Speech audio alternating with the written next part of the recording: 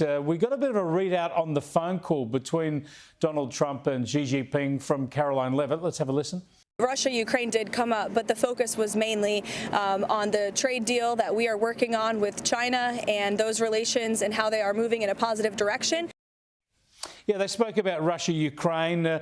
Look, by the time they meet next year, hopefully Russia-Ukraine, there's been a settlement there, because we'll talk about that in a moment. But really, trade would be number one. Secondly, I suppose we would want to get some sort of discussion and outcome or assurances between these leaders when it comes to Taiwan, wouldn't we?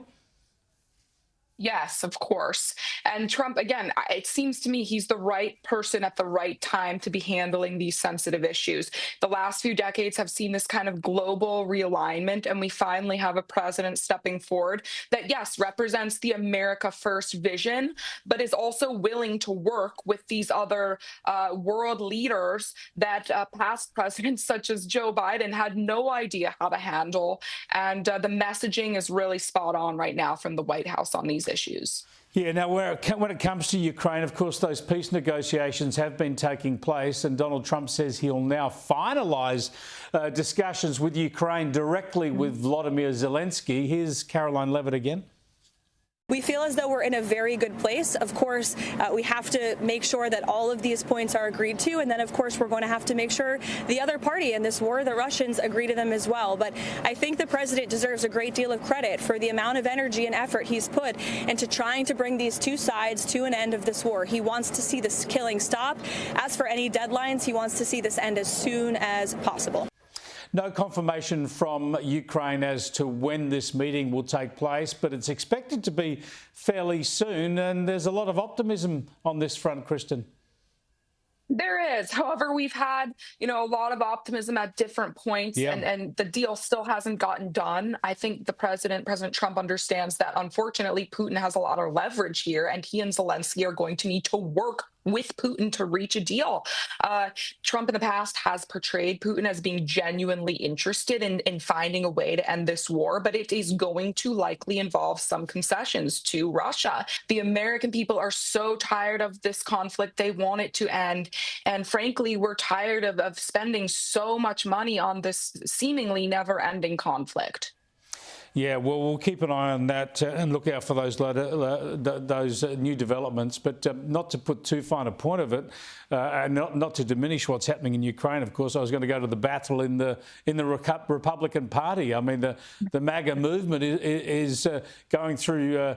Starting to open up into a big schism here, and particularly because of Marjorie Taylor Greene. She's resigned now, resigning from the Republican Party, and she's having a go at Donald Trump on the way out. Here she is.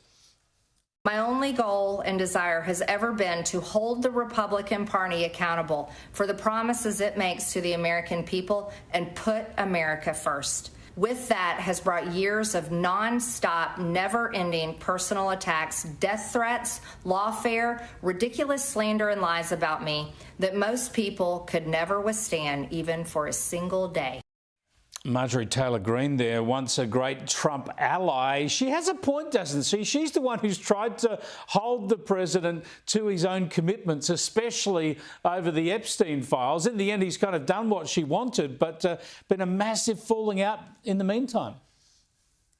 Yes, I cannot underline this enough to your viewers in Australia. Marjorie Taylor Greene may kind of not be a huge name in other parts of the world, but here in the United States, she was such a rising star on the right. I mean, she was like the epitome of MAGA next to Trump. Ultimately, this is all about Epstein and the Epstein files. Trump hasn't really seemed that interested in revealing anything about the Epstein case. He's actually scolded reporters for bringing it up over the past 6 to 9 months.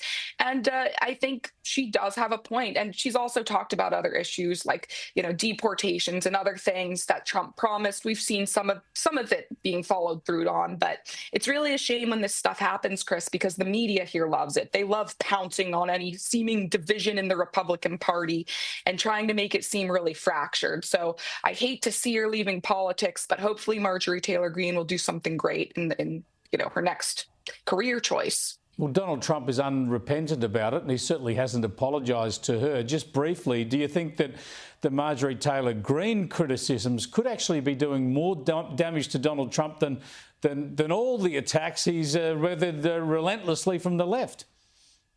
Yes, of course, because when the left attacks Trump, it makes Trump's base love him more. We love it when the left attacks Trump. But when someone like Marjorie Taylor Greene attacks Trump, it kind of makes our ears perk up and we go, hey, you know what? She's making some good points. But you need people like Marjorie Taylor Greene to hold people on our side like Donald Trump accountable to their promises. Politicians aren't supposed to be, we're not supposed to be loyal to politicians. Politicians are supposed to be loyal to us and follow through on their promises. So you need people like this on the right. But it's unfortunate when all this stuff kind of bubbles to the surface because it's just fodder for the nasty media. Spot on. They are supposed to be loyal to us, and I can't think of too many who are. Thanks for joining us, Kristen. Thank you, Chris.